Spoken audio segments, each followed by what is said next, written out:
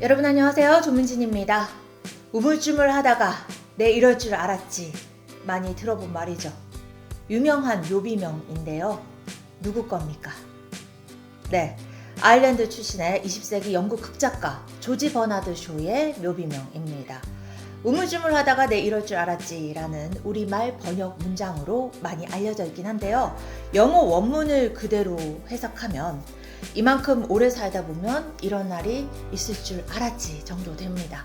여기서 이런 날이란 죽음을 뜻하죠. 오래 살다 보면 죽는 날도 올 줄 알았지 뭐 이런 말인데요.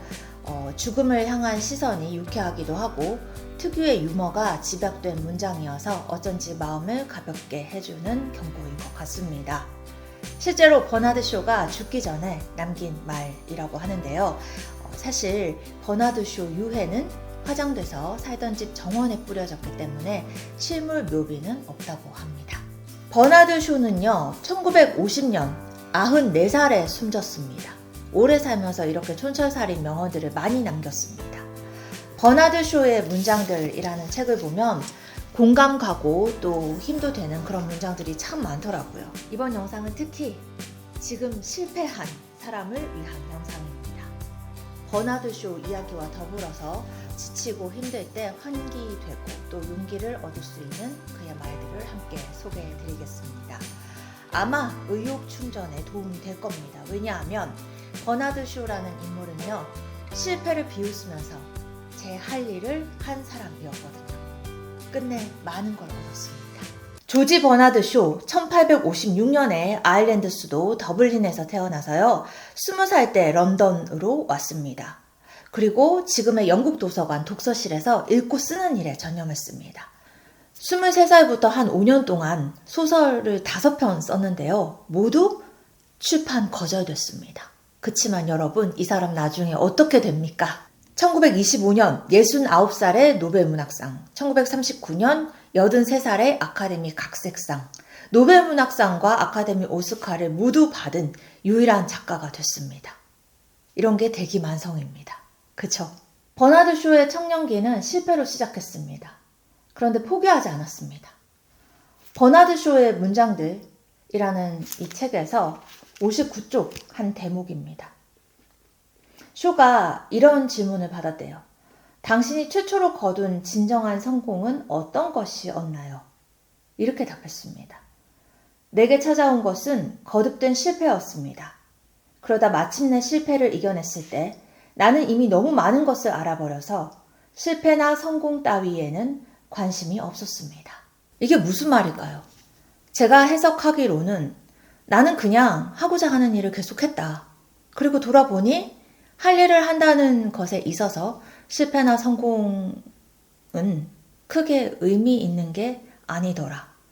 뭐 이런 말인 것 같습니다. 자기 주관대로 살면서 결과에 무심해질 수 있는 경지. 그렇죠. 정말 멋진 답변이고 인생관입니다. 버나드 쇼가 살던 시기가요, 빅토리아 시대인데요. 영국 역사에서 가장 화려했던 시절이죠. 세계 최대 식민 제국으로서 그야말로 해가 지지 않는 나라로 불렸습니다. 그런데 이때 영국 상류층은요, 사치스러운 파티를 즐겼고요, 예절에 집착했습니다. 그리고 이런 화려함 뒤에는 위선이 가득했죠. 견고한 계급차별이 있었습니다. 지금 영국에는 여전히 포쉬 잉글리시라고 상류층 사람들이 쓰는 영어가 존재하죠. 당시 빅토리아 시대는 특히 영어 발음이 어떤가, 에티켓을 아는가, 지키는가 등에 따라서 사람의 가치가 결정됐던 시기였습니다. 그리고 버나드 쇼는 당시 영국 사회의 이런 위선을 위트와 풍자로 비판했던 작가였습니다. 그래서 나온 대표작이 그 유명한 희곡 피그말리온입니다. 제가 여러 영상에서 자주 언급했던 이야기이기도 한데요. 조각가 피그말리온이 자기가 만든 조각상과 사랑에 빠진다는 내용의 그리스 신화에서 이 제목과 모티프를 가져온 작품이 피그말리온입니다. 간단히 말하면요, 거리에서 꽃을 파는 가난한 소녀가 자기 발음과 말투를 고쳐서 상류 사회 숙녀로 변신하는 이야기죠. 그렇지만 단순한 신데렐라 스토리는 아니고요, 현실 풍자극이었습니다. 버나드 쇼는 이 작품을 통해서 이런 질문을 던졌어요.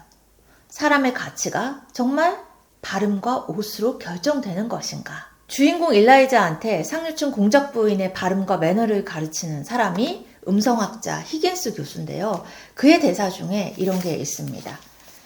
피그말리온 188쪽.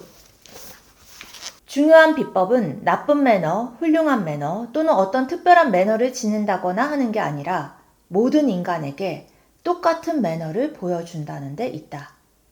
마치 3등 칸이 없는 한 영혼이 다른 영혼과 똑같이 소중한 천국에 와 있는 것처럼 말이지.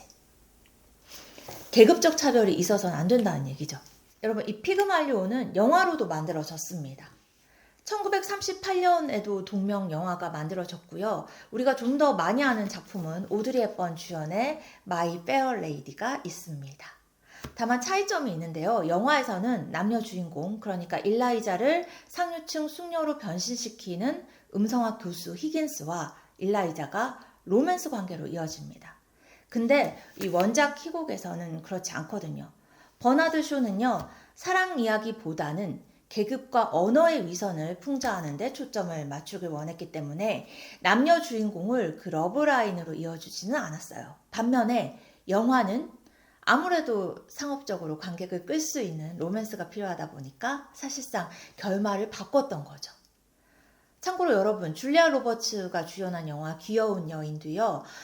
사실 버나드 쇼 희곡, 이 피그말리온이 변주된 작품이라고 볼 수 있습니다. 줄리아 로버츠가 새 옷을 입고 상류층 매너를 익히면서 다른 세계로 편입되고 또 다른 정체성을 얻게 되죠. 물론 이 영화 역시 리처드 기어와 해피엔딩 로맨스로 마무리되지만 어쨌거나 버나드 쇼 피그말리온의 또 다른 변형입니다. 자, 그럼 버나드 쇼의 명언, 실패했을 때 일으켜주고 지쳤을 때 힘을 주고 힘들 때 위로가 되는 그의 명언들 아주 많지만 3개만 읽어볼게요.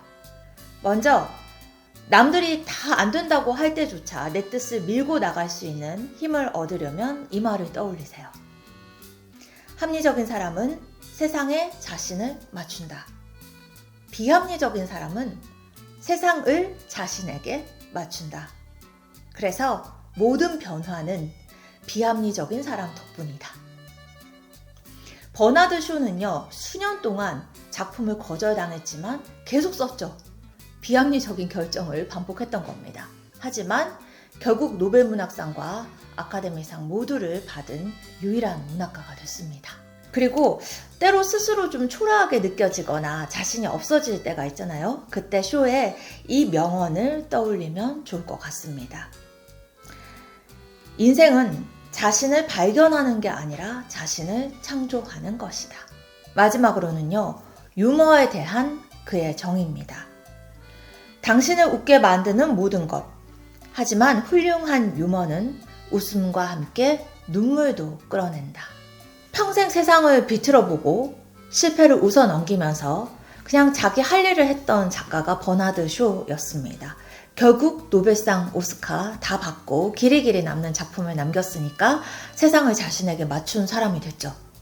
훌륭한 유머에 웃음과 눈물이 함께 있듯이 훌륭한 삶에도 웃음과 눈물이 함께 있겠죠. 그러니까 슬픈 순간이 있다고 너무 슬퍼하지 말자 싶습니다.